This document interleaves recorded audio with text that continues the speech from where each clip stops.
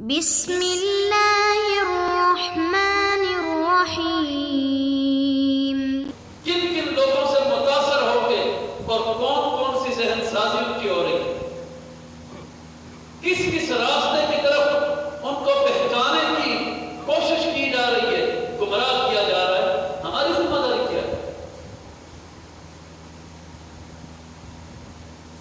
المیہ میرے بھائیوں ہمارے معاشرے کا یہ ہے، آج جب قبروں پہ جاتے ہیں میتوں کو دفن کرنے کے لیے، عورتوں کی میت ہو نا، عورت کی میت، لوگ حالانکہ میت 5 کپڑوں میں لپٹی ہوتی ہے، کفن ہے، چادر ہے، قمیض ہے، اس کو 5 کپڑوں میں عورت کو کفن دیا گیا ہوتا ہے، لیکن پھر بھی جب قبر میں اتارتے ہیں تو بندے کھیس یا چادر وہ جناب چاروں کونوں سے پکڑ کے قبر کے اوپر یوں کر کے کھڑے ہو جاتے ہیں، کیوں جی؟ عورت کی میت ہے، کسی غیر کی نظر نہ پڑ جائے، اور افسوس ہے بھائیوں عقل کے اوپر، اور میتوں کو کپڑوں کے ساتھ ڈھانپ رہے ہو، اور زندہ جو ہیں وہ ننگے منہ ننگے بازو بازاروں میں پھرے، وہاں پہ نہ باپ کی غیرت جاگتی ہے نہ بھائی کی غیرت جاگتی ہے۔ یہ پردے کا حکم میت کے لیے تھا، زندہ کے لیے تھا؟ جہاں میت کا تقدس ہے وہاں زندہ کا بھی احترام ہے۔ آج ہم اپنی ذمہ داری کیا ادا کر رہے ہیں میرے بھائی؟ امام الانبیاء جناب محمد رسول اللہ صلی اللہ علیہ وسلم وہ حدیثیں سمجھ آتی ہیں کہ قرب قیامت فتنے کس طرح سے ایک ایک کر کے تمہارے گھروں میں داخل ہوں گے۔ آج وہ حدیثیں حضور علیہ السلام کی پڑھے تو سمجھ آتی ہے کس طرح ایک فتنے کے بعد دوسرا فتنہ معاشرے میں آ رہا ہے۔ میرے محترم بھائی، جن لوگوں کے اندر اللہ کا خوف زندہ تھا وہ اپنی ذمہ داریاں کس طرح سے ادا کرتے تھے۔ حضرت امام ربیعہ رائے، ان کے بارے میں سیرت کی کتابوں میں واقعہ درج ہے۔ ربیعہ رائے یہ جوان آدمی سیدنا عمر فاروق رضی اللہ عنہ کے دور میں جب اسلام کی سلطنت پھیلی، مسلمان جنگوں پہ جہاد پہ نکلے، ربیعہ رائے بھی ایک جنگ میں جہاد کرنے کے لیے گئے، اور یہ جنگیں یوں نہیں تھی ایک ہفتے میں جنگ لڑ کے واپس آ گئے، سالوں کے سال لگ جاتے، علاقے فتح کرتے کرتے کرتے کرتے مسلمان آگے جاتے جاتے، زندگی رہی تو واپس آ گئے، نہیں تو شہید ہو گئے۔ تو ربیعہ رائے وہاں پہ گئے، جب جانے لگے نا جنگ پہ، جانے سے پہلے اپنی بیوی کو کچھ رقم دی۔ بعض روایتوں میں تاریخ کی کتابوں میں لکھا ہے 30,000 دینار تھے جو اپنی بیوی کو دی، اور بیوی سے کہنے لگے، اللہ نے بیوی کو امید لگائی، کہنے لگے کہ میرے جانے کے بعد یہ 2 امانتیں تیری سپرد ہیں، ایک یہ رقم اور دوسرا اللہ بیٹی دے یا بیٹا دے، اس کی تربیت اسلام کے مطابق کرنا۔ وقت گزرتا گیا، اللہ نے بیٹا دیا، بیٹا جوان ہو گیا۔ ربیعہ رائے عرصہ دراز کے بعد جنگ سے فارغ ہو کے واپس مدینہ منورہ پہنچے۔ رات کا وقت ہے، مدینے کی اس گلی میں داخل ہوئے جہاں ان کا مکان تھا، اپنے مکان کے دروازے پر پہنچے، دستک دی، اندر سے نوجوان آیا۔ اس نوجوان نے اپنے باپ کو نہیں دیکھا، باپ تو پیدائش سے پہلے ہی جہاد پہ چلے گئے تھے، اور باپ نے اپنے بیٹے کو نہیں دیکھا۔ تو بیٹا اندر سے آ کے کہتا ہے، کون ہو بھائی؟ آپ نے فرمایا یہ مکان میرا ہوا کرتا تھا، میں اس مکان کا مالک تھا۔ اس نے کہا نکلو یہاں سے، اس مکان کے مالک ہم ہیں۔ اس کو نہیں پتا یہ میرا سگا باپ سامنے کھڑا ہے۔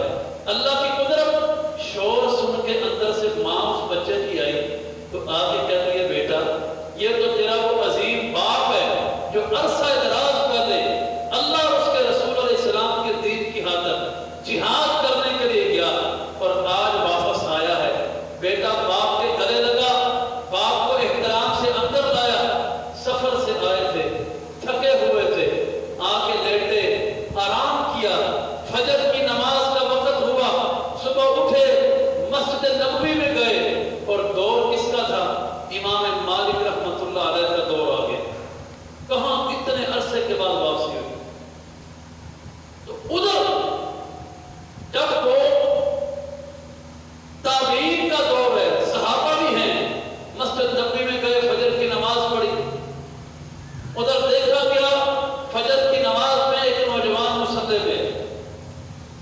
ایک نوجوان مصلی پہ کھڑا فجر کی نماز پڑھا اور قرآن پڑھتا ہے، اس انداز سے سننے والوں کی سسکیاں نکل جاتی ہیں، تو ربیہ رائے بھی وہاں پہ نماز پڑھ رہے ہیں۔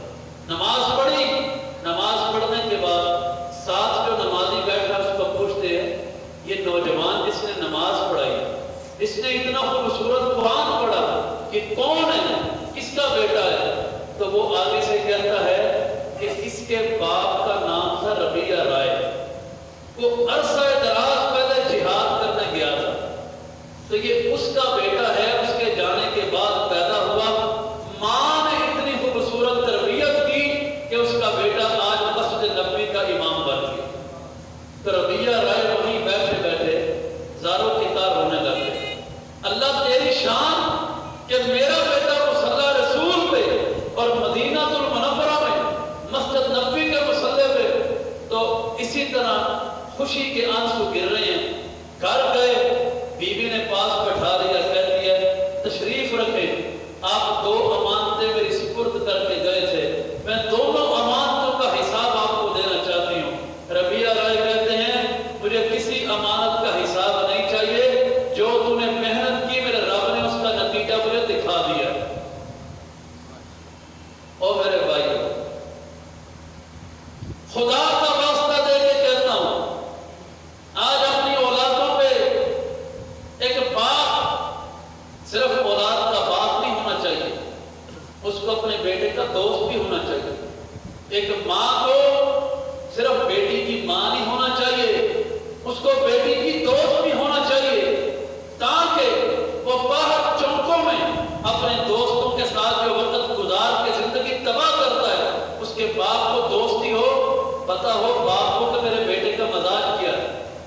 یہاں عمر گزر جاتی ہے، بیٹے کو باپ کی سمجھ نہیں آتی اور باپ کو بیٹے کی سمجھ نہیں آتی۔ یہ ہمارے معاشرے کا سب سے بڑا المیہ ہے، یہاں بیٹا باپ کو سمجھ نہیں پاتا، باپ بیٹے کو سمجھ نہیں پاتا ہے۔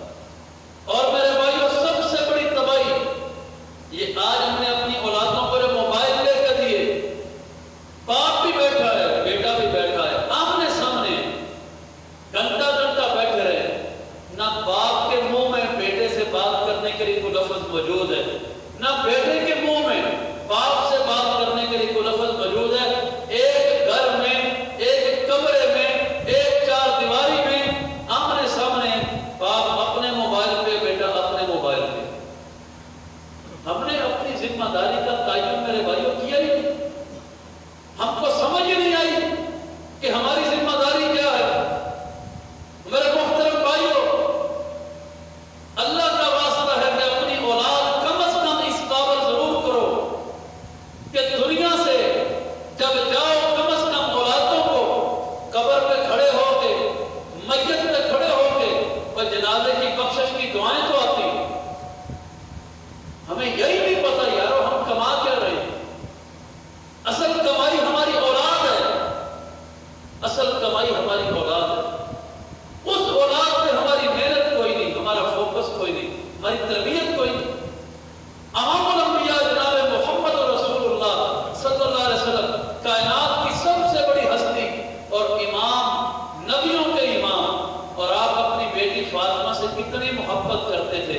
اماں عائشہ صدیقہ رضی اللہ تعالیٰ عنہا بیان فرماتی ہیں، حضور علیہ السلام گھر کے اندر بیٹھے ہوتے، یہاں ہمارے معاشرے میں جس عورت کو اللہ بیٹی دے دینا، خامد اس کو گوریاں ڈالتا ہے کہ مجھے تو بیٹا چاہیے تھا، بیٹی کیوں ہو گئی؟ اور میرے نبی نے بیٹی کا تقدس سمجھایا۔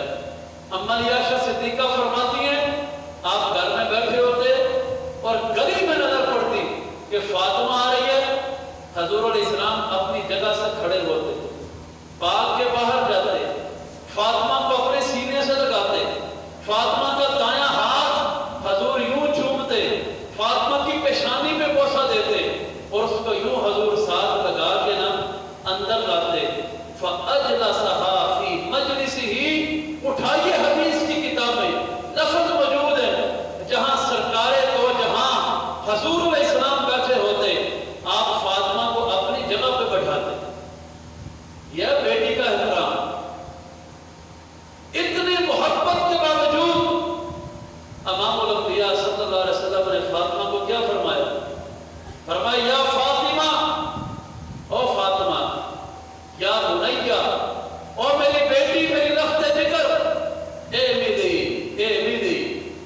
حدیثیں اٹھا کے پڑھیے، اور میری بیٹی عمل کر لینا، اپنی زندگی میں عمل کے اندر کوتاہی نہ آنے دینا۔ یہ نہ ہو قیامت کے دن تیرا باپ محمد بھی صلی اللہ علیہ وسلم نبیوں کا امام ہونے کے باوجود، باپ نبیوں کا امام ہو اور تم اللہ کی عدالت میں پھنس نہ جائے اپنے عملوں کے پیچھے رہ جانے کی وجہ سے، اور میری بیٹی عمل کر لینا۔ اپنی بیٹی کو اس طرح تلقین فرما رہا ہے۔ آج کون باپ ہے جو اپنی بیٹی سے کہتا ہے؟ اور میرے بھائیوں، خدا کا واسطہ ہے کہ جس اولاد کو اتنے لاڈ دے رہے ہو، قبر کی ایک رات اس اولاد نے تمہاری نہیں کٹوانی۔ اس اولاد کو تربیت دے جاؤ، اللہ کا واسطہ تربیت دے جاؤ۔ اس اولاد کو دین کی سمجھ دے جاؤ۔ امام الانبیاء جناب محمد رسول اللہ صلی اللہ علیہ وسلم نے فرمایا، آپ نے فرمایا قیامت کا دن ہوگا، اللہ کی بارگاہ میں ایک انسان آئے گا تو اللہ اس کو پہاڑوں کی شکل میں نیکیاں عطا فرمائے، پہاڑوں کی شکل میں۔ یہ بندہ وہاں پہ کہے گا باری تعالیٰ کہ اتنی زیادہ نیکیاں میری کہاں سے آ گئی؟ تو کائنات کا رب وہاں پہ ارشاد فرمائے گا، اللہ فرمائیں گے تیرے آنے کے بعد تیری اولاد تیرے لیے استغفار کرتی تھی، بخشش کی دعائیں کرتی تھی، وہ جو تیری اولاد کی دعائیں تھی، آج میں تیرا رب ان دعاؤں کے بدلے پہاڑوں کی شکل میں تجھ کو یہ نیکیاں عطا کر۔ یہ اولاد پیچھے سے قابل ہوگی تو تب ہے۔ اولاد کو ہم نے اس قابل بنایا ہوگا تو تب ہے، ورنہ تو میرے بھائیوں سوائے پچھتاوے کی اور کچھ نہیں۔ حدیث کی کتابیں اٹھا کے پڑھیے، قیامت کے دن ایک عورت جو اللہ کی عدالت میں دعویٰ دائر کرے گی، سب سے قریبی رشتہ کون سا ہوگا؟ باپ کا، پھر بھائی کا، پھر خامد کا، پھر بیٹے کا۔ یہ چار رشتے کسی بھی عورت کے بڑے قریب ہوتے ہیں۔ قیامت کا دن ہوگا، ایک عورت اللہ کی بارگاہ میں کہے گی، اے اللہ، یہ میرا باپ تھا، یہ بھائی تھا، یہ میرا خامد اور یہ میرا بیٹا تھا۔ اللہ ان چاروں رشتوں نے کبھی مجھے دین کی تلقین نہیں کی، کبھی مجھے نماز کی تلقین نہیں کی، کبھی مجھے مصلی پہ کھڑا ہونے کا نہیں کہا۔ اے اللہ، آج اگر میں مجرم ہوں، میری بربادی کے مجرم یہ بھی ہیں۔ ایک عورت کی فریاد کے اوپر قیامت کو چار بندوں پر اب جہنم میں پھینکا جائے گا۔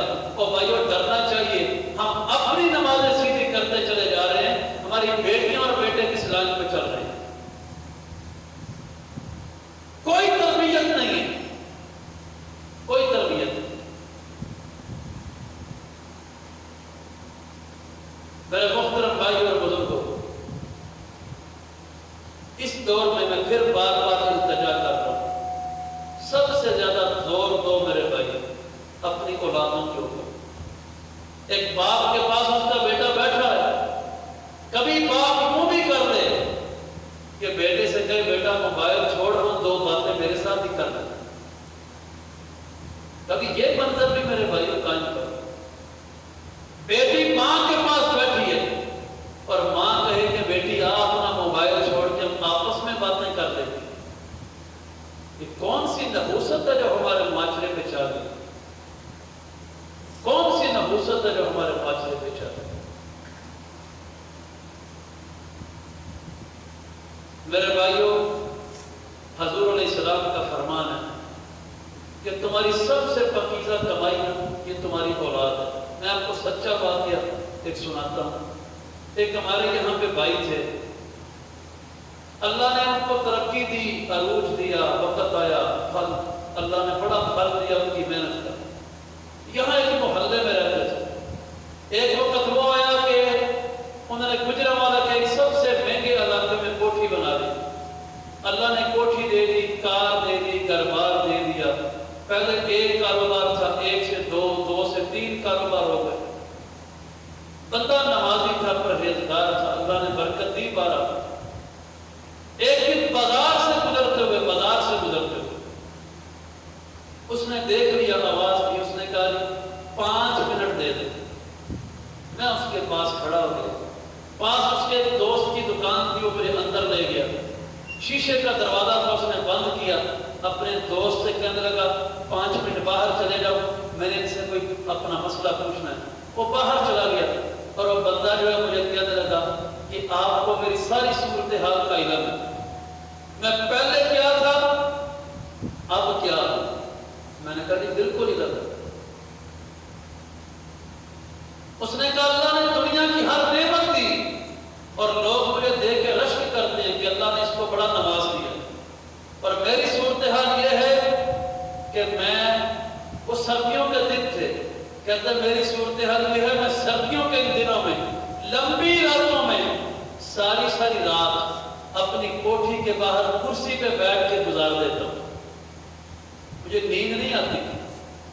لوگ تو سمجھتے ہیں نا کوٹھی مل گئی، کار مل گئی، نعمتیں مل گئی، مجھے نیند نہیں آتی، میری نیندیں اڑ گئی ہیں، میرا بلڈ پریشر نیچے آتا ہی نہیں، ہائی رہتا ہے، 150 ہے، 180 ہے۔ میں نے کہا وجہ کیا بنے، کیا وجہ بنے؟ اس نے جو جواب دیا یقین مانے بڑا افسوس ہوا جواب سے۔ اس نے کہا قاری صاحب میری نیندیں اس لیے اڑی کہ وہ اولاد، جس اولاد کی خاطر میں نے اپنے بال سفید کر دیے، جس اولاد کو میں نے لاڈ دیا، اتنی محنت کر کے زندگی کی جمع پونجی ان کی خاطر میں نے آج کوٹھیاں بنگلے بنا کے دے دیے، آج وہی میرا بیٹا جب مجھے تو کر کے بولتا ہے نا تو مجھے راتوں کو نیند نہیں آتی۔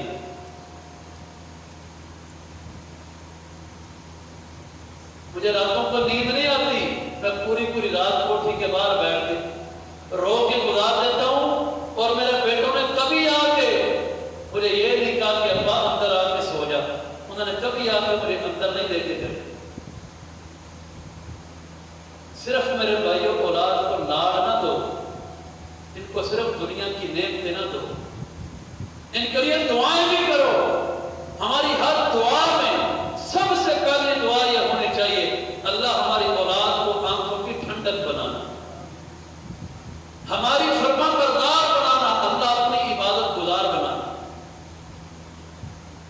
ورنہ ایسی اولاد کا فائدہ کیا؟ اور جو جیتے جی سکے باپ کو پوچھنے کو تیار نہیں، وہ مرنے کے بعد باپ کی آخرت میں باپ کے کام کیا ہے؟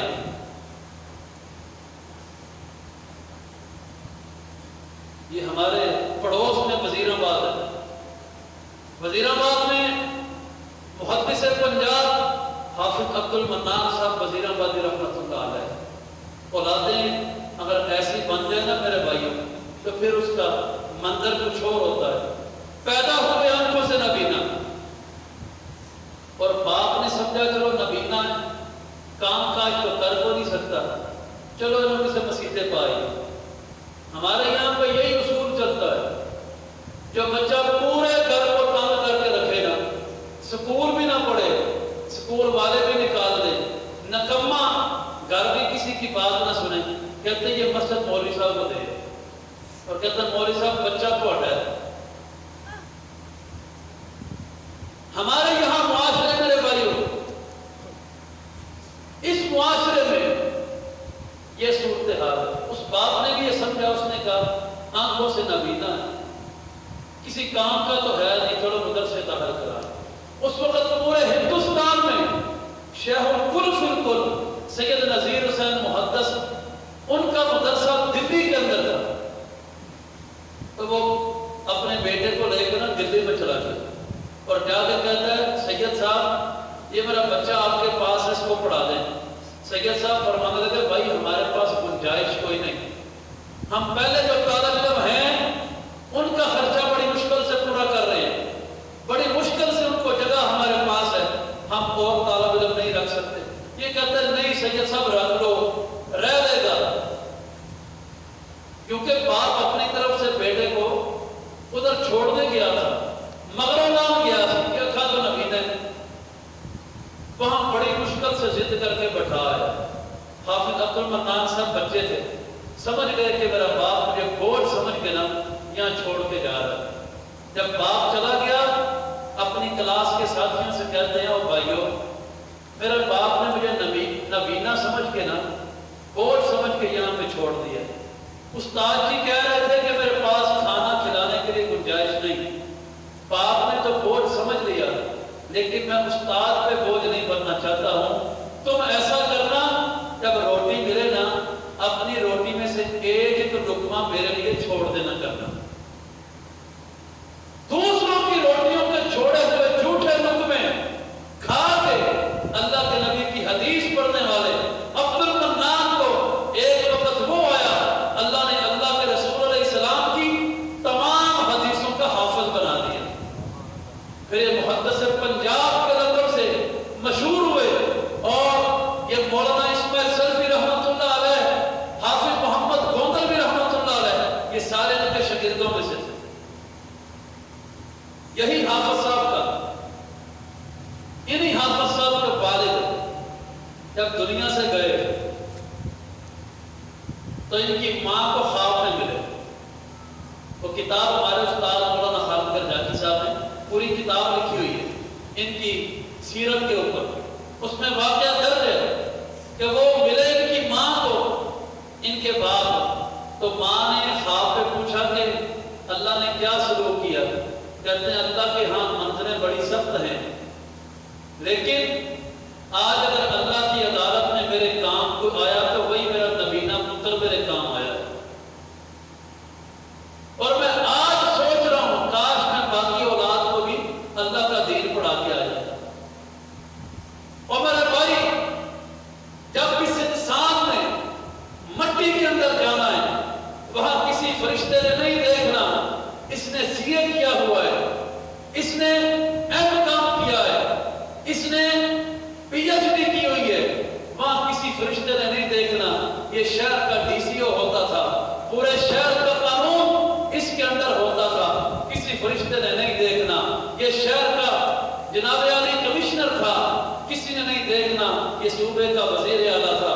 وہاں ایک ہی سوال ہے، من ربو کا، وہ بول کے بتا تیرے رب کا تعارف کیا ہے. آج دنیا میں رب کا تعارف نہیں ہو سکتا.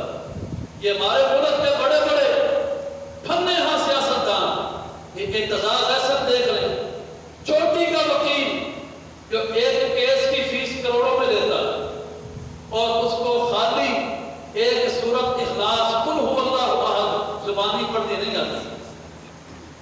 ہمارے ملک کے اہم ترین عہدے پہ فائز رہنے والا وہ رحمان ملک جو تھا اس کو سورت اخلاص پڑھنی نہیں آئی. 3 بار پڑھنے کی کوشش کی، تینوں بار نہیں پڑھی جا سکتی. وہاں قبر میں کسی فرشتے نے نہیں دیکھنا. یہ کسی ملک کا وزیر داخلہ تھا اور تو ایک ہی سوال ہے، من ربو کا، رب کون ہے؟ رب کی پہچان تو کروا دو. اور اس کو دنیا میں رب کی پہچان نہیں ہوئی، وہ آخرت میں رب کی پہچان کیا کروائے گا؟ تو میرے بھائیوں گزارش کرنے کا مقصد یہ ہے، خدا را یہ وقت بڑا نازک ہے. اس وقت جو فتنے ہیں نا فتنے، ان میں اپنی اولادوں پہ بھائیوں پیرا دے دو، اپنی اولادوں کی تربیت